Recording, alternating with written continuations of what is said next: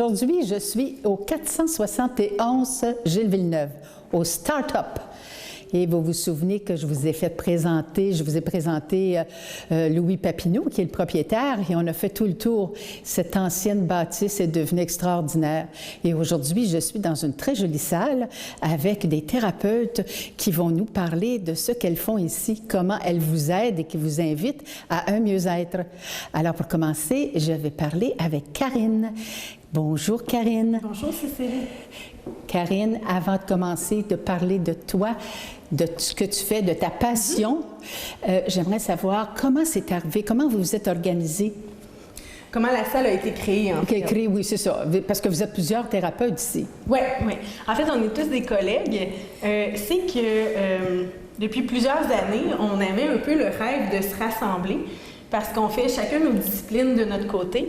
Puis là, à un moment donné, on s'est dit, bien, il faudrait qu'on travaille ensemble puis qu'on ait un lieu à Berthier pour pouvoir, dans le fond, faire ce projet-là, qu'on va vous détailler un peu bientôt. Puis, on se promenait d'une salle à l'autre, d'un endroit à l'autre, d'un gym à l'autre. Puis, c'était pas nécessairement approprié pour ce qu'on faisait. Des fois, il y avait des bruits environnants, il y avait toutes sortes de choses qui se passaient. Fait qu'on a décidé Jocelyne Aubry et moi, d'ouvrir la salle de yoga qui allait se développer puis dans le fond se diffuser avec des ateliers d'art-thérapie, de la respiration consciente, qui allait aussi ouvrir vers différents types de yoga, puis surtout aussi le Qigong, parce que Maude nous a contactés aussi, elle vous en parlera un peu plus tard. Puis c'est ça, c'était vraiment un projet qu'on voulait faire depuis longtemps. Mais comment tu as su que ça se passait ici?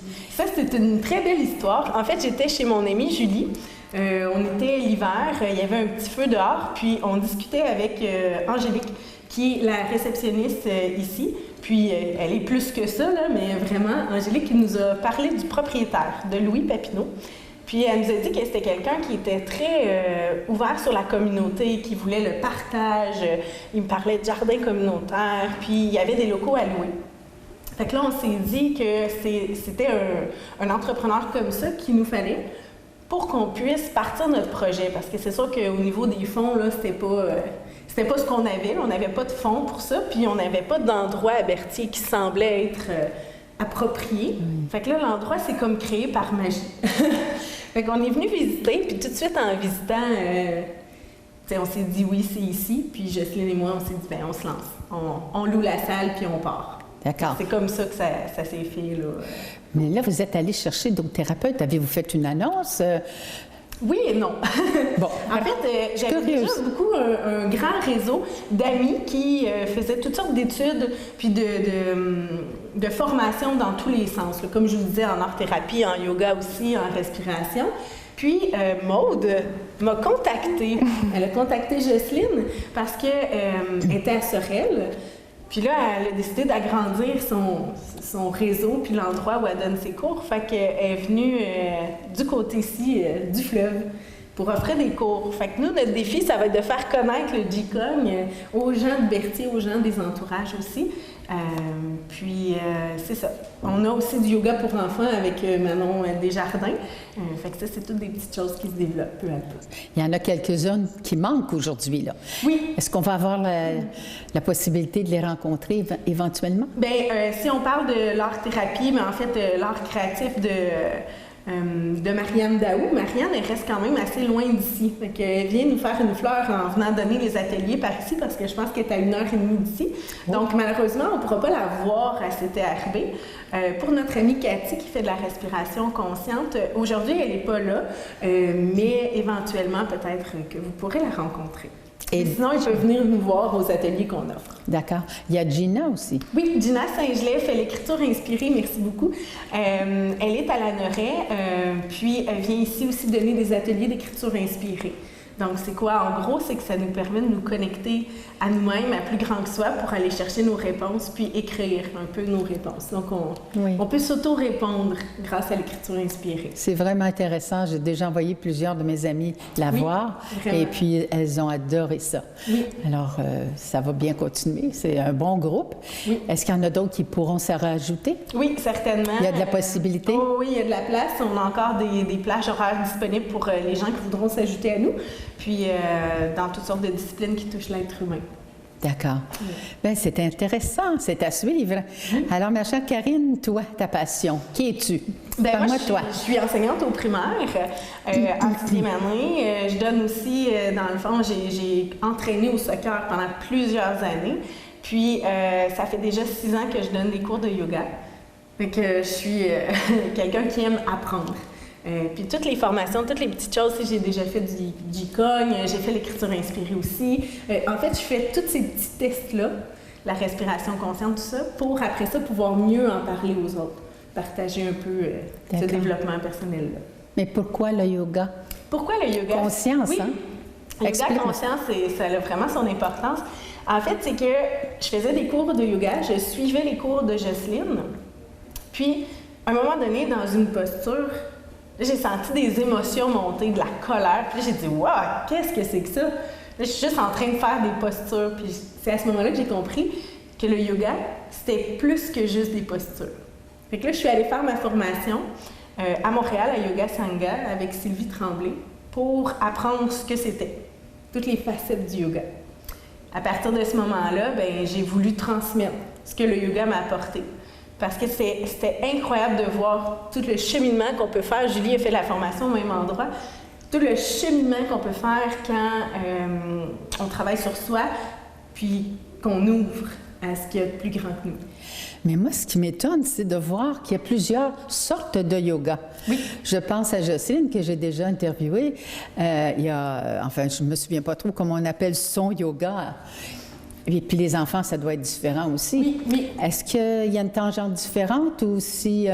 Bien, c'est sûr qu'il y a toujours le fil conducteur, peu importe la sorte de yoga qu'on fait, les asanas, les postures ou les respirations vont être les mêmes, mais ce qui est différent, c'est comment l'enseignant va l'apporter, comment il va mélanger les choses, jusqu'où il va aller.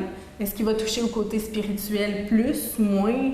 Il y a tous ces aspects-là. Puis le fait que moi, ça s'appelle yoga conscience, c'est pour que les gens puissent prendre conscience de qui ils sont à l'intérieur d'eux-mêmes, de ce qui est caché, puis c'est de faire découvrir justement un peu tout ça. Bien, il y a une question de personnalité aussi. Oui. Alors, quand vous avez fait la porte ouverte, vous interviewant chacune à votre tour, on pu voir la différence, oui. Puis aussi la personnalité. Il y a des gens avec qui on s'adonne bien, on sent une longueur d'onde efficace, bon, c'est celle-là que ça prend. Oui. Alors, moi, j'ai commencé avec Jocelyne, que j'ai beaucoup aimée, puis que j'ai interviewée aussi. Oui. Oh, ça me fait mal des fois, je te jure. Respectez là-dedans! Oh boy! Parce que je me dis, je ne suis pas capable de le faire, t'es sûre? C'est la première année. Puis elle me dit, ben oui. Ça fait que, mais je continue parce qu'on fait souvent les mêmes gestes répétitifs, puis il y en a d'autres qu'on oublie. Alors, c'est ça qu'elle nous fait travailler aussi pour être en harmonie avec tout notre corps. Oui, j'ai beaucoup aimé ça. Je vais continuer, même si ça fait mal. C'est pas que ça fasse mal. Vous allez peut-être un peu trop loin. Peut-être que je devrais arrêter, hein? Ben, respectez vos limites. La performance, exact, c'est ça. En fait, c'est d'amener les gens, c'est ça, à comprendre un peu ce que c'est leur limite, c'est quoi la performance, puis de ne pas aller nécessairement là-dedans. Oui. Puis en fait, ça a été un grand défi pour moi parce que je suis une grande compétitive, là, depuis toute ma vie. Fait que ça l'amène l'équilibre. On veut suivre les autres, on veut faire tout en même temps, puis d'accepter d'être différente là-dedans. En tout cas, moi, ça m'a dérangé un peu, mais je vais m'y faire. Je vais continuer. Vous avez tout compris. Oui. Alors voilà, c'est commencé déjà, mais il y aura une deuxième session. Oui, toujours après les fêtes. À l'hiver, oui, d'habitude, c'est début mi-janvier que ça commence. Puis, il y a des ateliers aussi sporadiques, donc c'est sûr que les gens peuvent venir voir là, sur Facebook, sur le groupe de Yoga Conscience pour avoir un détail des ateliers, puis... oui, c'est bien. Oui, on va donner vos coordonnées à tout Parfait. après. Maintenant, je vais avoir le plaisir de rencontrer Maude. Oui, bonjour. Toi, bonjour Maude. Toi, ma chère Maude, qu'est-ce que tu fais? Fait que moi, c'est du Qigong. Là, on entend toutes sortes de façons de le prononcer. C'est fait que ça. c'est le même Qi que Tai Chi. OK. Fait que Qi qui veut dire énergie, puis Gong qui veut dire maîtrise, travail. Fait que c'est la maîtrise de l'énergie. Fait que comment on fait ça? Ben, c'est par des mouvements fluides qu'on arrive à faire circuler l'énergie. C'est l'énergie vitale, au fond, qui circule dans le corps, entre autres dans les méridiens, comme les mêmes méridiens qu'on utilise en acupuncture ou on pique en acupuncture. Fait que on va faire circuler par différents mouvements. Des fois, on va étirer plus le méridien du poumon, ou dépendamment du mouvement qui a plus une vertu pour les poumons. Puis aussi, il y a beaucoup de postures statiques aussi, comme en yoga, mais plus sur deux pieds. C'est plus des postures d'enracinement, un peu comme l'arbre, mais l'arbre en yoga, c'est sur un pied. En Qigong, c'est sur deux pieds. Il y a plusieurs types de postures statiques qui sont à un niveau plus avancé. Fait que on les travaille à petite dose dans les cours, mais ça fait partie aussi du Qigong.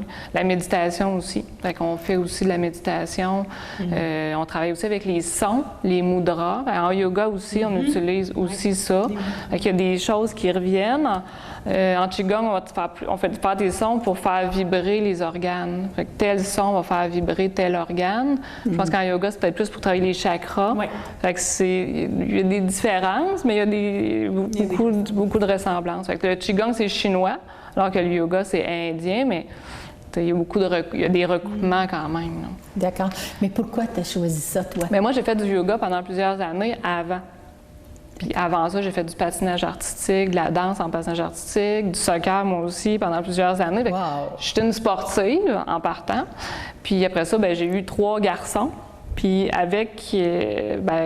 quand j'ai eu des enfants, là, le soccer, c'était peut-être moins ça qui me parlait. J'ai eu besoin de faire du yoga pour m'équilibrer. Puis j'ai adoré ça. Mais quand j'ai découvert par hasard le Qigong avec un DVD, j'ai délaissé progressivement le yoga. J'en fais encore souvent à la fin de mes pratiques de Qigong parce que j'ai ce bagage-là aussi, mais c'est plus, je me suis plus retrouvée dans la médecine chinoise aussi qui vient avec le Qigong, puis la fluidité des mouvements qui me faisait penser à la danse en patin aussi. Fait que je suis allée faire ma formation à l'Institut de Qigong du Québec à Montréal. Puis maintenant, j'assiste mon professeur pour les formations d'instructeurs. Fait que les fins de semaine, je suis à Montréal en train de former ceux qui vont devenir des profs. Puis la semaine, j'enseigne à Sorel-Tracy, puis à Berthierville, à monsieur, madame, tout le monde. Beaucoup des retraités quand même, parce que je donne majoritairement des cours le jour. Fait que j'ai beaucoup de retraités, pré-retraités ou des gens qui sont en congé aussi de jour. Je donne 2-3 cours le soir, mais c'est beaucoup des cours aussi de jour. Fait que, dépendamment à qui je m'adresse, j'enseignerai pas nécessairement les mêmes méthodes, parce qu'il y a aussi plusieurs méthodes de Qigong. Il y a plusieurs yogas, mais il y a plusieurs méthodes de Qigong. Fait que certains sont plus intenses, d'autres plus... C'est toujours lent et profond, mais certains Qigong vont être un petit peu plus avancés. Est-ce que cette lenteur-là invite aux émotions? Est-ce qu'on vit des émotions dans ces cours-là? Oui, effectivement. En général, ça reste doux. Il n'y a jamais eu quelque chose de puissant qui est arrivé dans une de mes classes. C'est doux, mais le fait que l'énergie circule à l'intérieur, il y a des petites choses qui débloquent aussi. Là, les petits blocages émotionnels dans un organe, l'énergie passe. Fait que oui, ça amène un équilibre émotionnel, mais des fois, ça passe par, si on avait refoulé quelque chose, ça se peut que ça veuille débloquer. Mais tout ça, c'est sain, là. Mais oui. D'accord. Est-ce qu'il y a une moyenne d'âge qui sont intéressées? Moyenne d'âge, j'ai plus de personnes, je dirais, dans cinquantaine, soixantaine dans mes cours. Mais c'est parce que c'est pas connu non plus. Les jeunes, je pense qu'ils s'imaginent que c'est quelque chose de trop facile. Moi-même, avant de découvrir ça, je pensais que c'était pour les vieux. Mais en réalité, c'est vraiment... J'enseigne ça aux enfants aussi dans les écoles primaires. Les adolescents, ça serait tout à leur avantage de faire ça aussi. Puis j'ai enseigné aussi un peu au secondaire. Puis les ados, ils me regardaient puis ils se disaient « Oh, c'est facile, hein, ça va être facile. » Oh, il était fatigué après 15-20 minutes. Il avait hâte de s'asseoir. Il avait hâte de s'asseoir. Ils sont toujours en train de protester. Ça leur prend des preuves, puis de le vivre, eux autres. Oui. Fait que dans mes classes, il y en a toujours qui ont des chaises aussi, puis qui s'assoient de temps en temps. Parce qu'on peut continuer à faire les mouvements assis.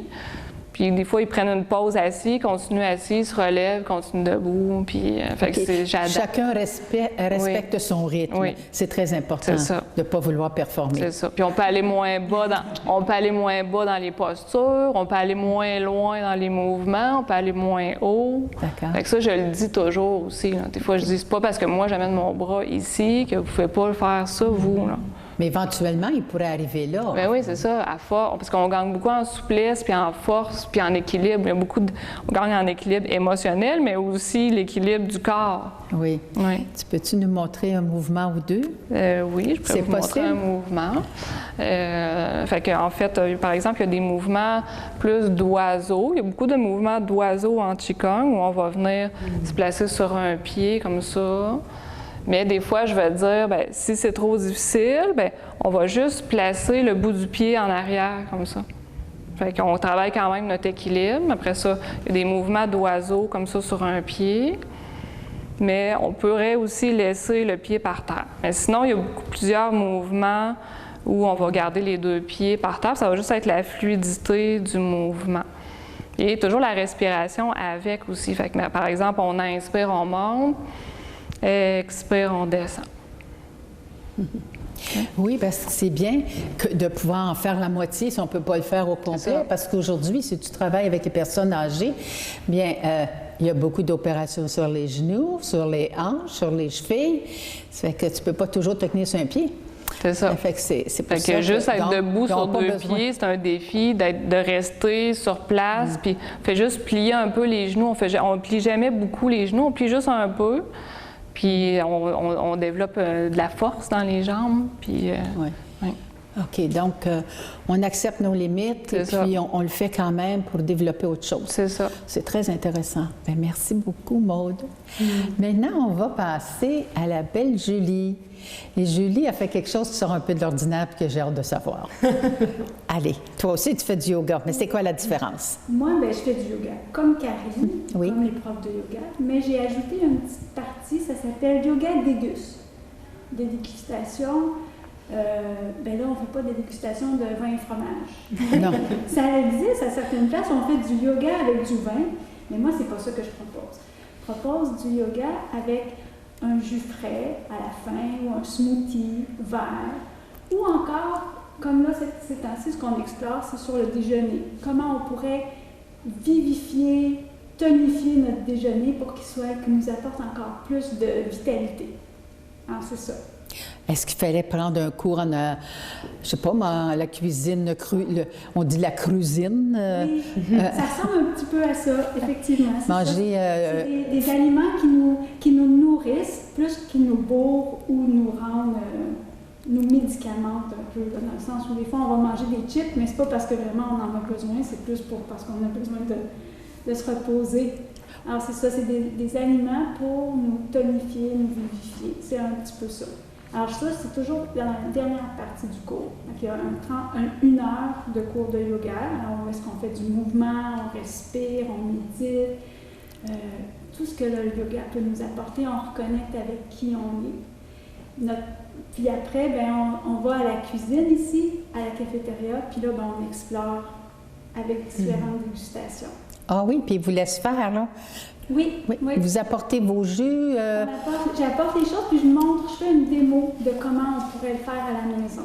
OK, alors, puis je montre comment on pourrait faire, par exemple, là, qu'est-ce qu'on a fait? L'autre fois, je leur ai fait goûter un gâteau cru au chocolat. Là, après, la dernière fois, c'était sur les petits déjeuners, comment on peut tonifier le petit déjeuner. Alors c'est ça, je prépare des choses, puis après je le fais la démonstration devant elle et on peut goûter. Est-ce qu'elles partent avec la recette? Oui, on part avec la recette, oui. D'accord. Moi, je ne suis pas une personne, par contre, qui fait les recettes. Moi, je suis un petit peu comme, je ne sais pas si vous connaissez Daniel Pinard, tu fais la recette une première fois, puis là, après, je la twist. Fait que c'est pas... C'est personnalisé. Je fais des recettes, mais c'est quand même pas évident pour moi de vraiment écrire qu'est-ce que je fais. Moi, dans ma cuisine, je fais... Oh, je vais mettre un petit peu de cacao, je vais mettre une banane, j'ajoute du chanvre, puis là, je fais mon lait au chocolat comme ça, avec qu'est-ce que j'aime. Oui. Là, je fais l'effort d'écrire la recette sur papier. Parce que les gens aiment ça, avoir la recette. Oui, c'est ça. Ouais. Mais il faut apprendre, tu dois leur apprendre à se fier à leur intuition pour faire... Qu'est-ce qu'on aime? Oui. Par exemple, moi, j'ai des enfants qui aiment beaucoup, par exemple, mettre des dattes dans leur smoothie. Bien, let's go, si tu aimes manger les dattes dans le smoothie. Il y en a qui n'aiment pas ça. Alors, ils vont plus mettre du sirop d'érable pour le sucrer leur smoothie ou du miel. Alors, c'est ça. Et je dois dire que toutes les recettes que je prépare sont sans gluten, sans produits laitiers, sans sucre raffiné. Alors, pour moi, c'est important comme de faire découvrir des choses qui sortent de l'ordinaire, qu'on ne retrouve pas dans nos épiceries, mais qu'on peut faire facilement à la maison. Oui. Est-ce que tu tiens compte des combinaisons alimentaires? Non. Non? Ben, oui, mais j'en parle pas. OK. J'en parle pas. Ouais. Tu sais, mais je ne vais pas parler de ça, mais oui, quand même, OK. Ouais. C'est l'intuition, finalement, qui nous dirige selon nos besoins. On sent après avoir mangé. Je ne suis pas une gourou de l'alimentation. J'ai comme envie de leur dire, suivez. Si ce que, après avoir mangé, vous vous sentez bien, ben, c'est parce que ce que vous avez mangé, ça vous a nourri. Si après avoir mangé, vous vous sentez fatigué, ballonné. Oui, là, c'est peut-être parce que qu'est-ce que vous avez mangé, ça ne vous a pas nourri, ça vous a plus apporté autre chose. Vous bourrez, mais pas nécessairement vous nourrir. D'accord. Ouais. Puis le yoga, lui? Oui, bien le yoga, c'est comme le yoga, comme on fait le yoga. D'accord. C'est pas toi qui le fais avec les enfants, là? Non. Ah, c'est une autre? Oui, c'est Manon Desjardins. C'est Manon Desjardins, qu'on va rencontrer éventuellement. Ouais. Je ne sais pas comment ce qu'elle fait à faire du yoga avec les enfants. Ça se fait très bien. Ça se fait très bien. On ouvre notre cœur d'enfant, puis ça se fait très bien. Ah, c'est vraiment magnifique. C'est tellement super. Oh, oui. Parce que moi, mes enfants ont participé à son yoga. Oui. Karine, son garçon. Oui, c'est vraiment... Les enfants ont beaucoup. Puis moi, j'ai une enfant quand même, une de 11 ans, puis l'autre de 8 ans. C'est pas juste pour les petits-enfants de 2-3 ans. C'est vraiment pour tous les enfants. Est-ce que tu en fais avec tes enfants?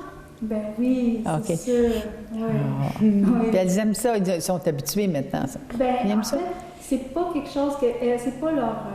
elles vont plus danser ou faire du soccer. Ça, c'est plus mon sport à moi que leur sport à elles. D'accord. Bon. Eh bien, c'est intéressant. On va vous souhaiter de continuer longtemps. Moi, je voulais dire que moi, j'ai encore de la place dans mes cours anciennes, là, qui ont envie de venir. Moi, j'ai encore, c'est les dimanches matin de 10h à 11h30.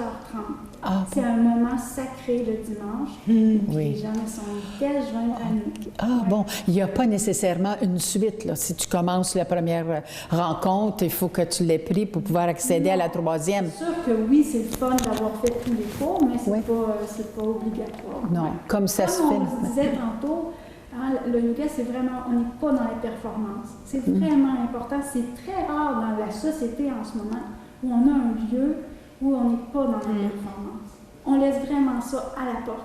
C'est la même chose. Si on arrive et qu'on n'a pas fait les 3 premiers cours, ben c'est pas grave. Bon, fait comme ça, il y aura encore de la place pour c'est la même chose dans mes cours. Oui. Moi, le Qigong, le mercredi après-midi à 1h15, puis une semaine sur 2 à 17h15. Oui. Tous ces renseignements-là vont être mentionnés à CTRB dans l'émission, mais elles peuvent le trouver où, ces renseignements-là, si jamais? À CTRB toujours, mais pour celles qui n'ont pas Sur la page Facebook? Oui, sur la page Facebook de Yoga Conscience. Dans le fond, au nom de Karine Ouellette, s'ils ne savent pas où trouver la page Facebook, à côté de mon nom, là, sur le côté, j'ai mis le lien pour se rendre à la page de Yoga Conscience. Puis c'est là qu'on publie tout ce que les filles font. on partage, dans le fond, l'information sur les ateliers, sur tout ce qui est fait. Quand il y a des places, les prix, tout est là aussi. Et tu parles de Maude et de Julie et tout ça. Bon, oui. bien, quand on va avoir terminé, on termine, bien, ton nom sera là, ton YouTube, ton Facebook, tout va être là pour les renseigner s'ils vont. Et puis, on va faire une cassette et que ce gentil monsieur va nous préparer puis va vous en donner chacune. Hein? Michael? Il a dit oui, vous êtes témoin. Bien, on apparaît aussi dans la revue de la ville. Comment ça s'appelle, la revue de la ville? Ah oui, oui.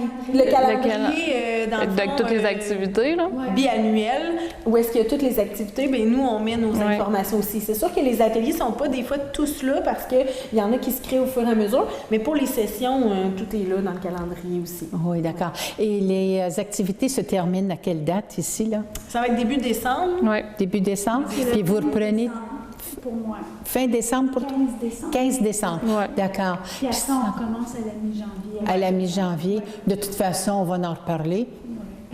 Comptez sur moi, vous allez revenir avec vos nouvelles idées, puis les expériences, parce qu'il se passe sûrement des choses avec vos groupes. Oh oui!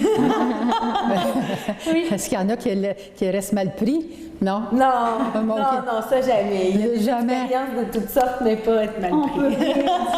On peut rire. On peut péter aussi dans les cours. Oui, puis je le dis d'emblée, parce que des fois, les gens sont mal à l'aise, mais c'est des choses qui sont naturelles de la vie. Fait que Je sais pas si tu aurais dû le dire, par exemple. Ah oui, je le dis toujours. Ils sont très respectueux. Ah, ça fait vraiment agréable de vous recevoir. Puis on a vraiment envie d'aller vous voir. Alors, je vous souhaite d'avoir plein de monde. Alors voilà, je vous laisse sur un mot de peut-être Karine. Qu'est-ce que tu souhaites aux gens?